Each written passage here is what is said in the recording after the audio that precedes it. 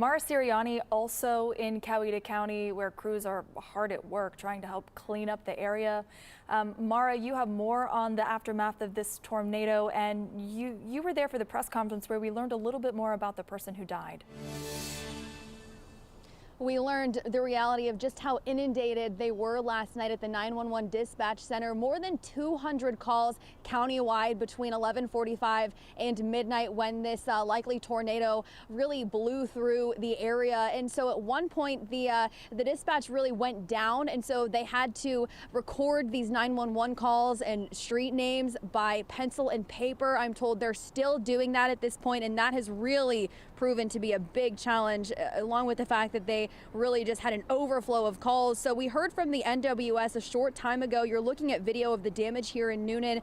It's really hard to estimate wind speeds at this point. That is unknown because today, of course, they will be out surveying the damage and looking at structures. Right now, they can't even begin to estimate how many of these structures and homes, businesses were actually damaged. Coweta Fire Chief Pat Wilson does confirm to me there was one fatality as a result of a person having a medical emergency, a man, and crews had trouble getting to him. Again, here is Chief Wilson.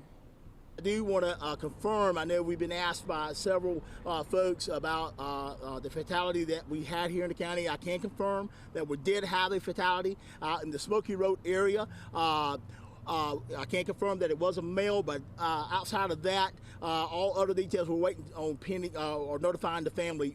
Once we can get that done, then we'll be able to release additional information. So can confirm that we did have a fatality last night.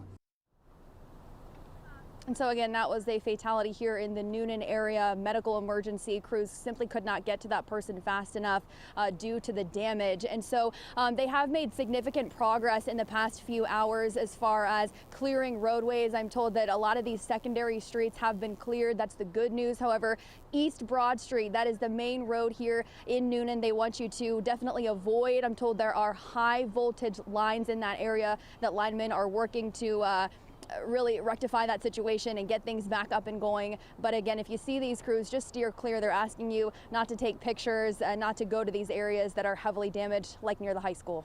Right, and the high school in that area near LaGrange Road and Smoky Road seem to be part of the hardest hit. And Mara, it sounds like we know the person who had that medical emergency that subsequently died was also in the area of Smoky Road, which seems to be one of the most damaged areas from what you can tell. Yeah, that's where they believe the tornado actually touched down. But again, the NWS has to go out to that area and survey things. And so I asked them, you know, what really was the complication with getting to this person. They said that there were some trees blocking the area. I'm not sure if trees fell on the man's home or if they were simply in the roadway.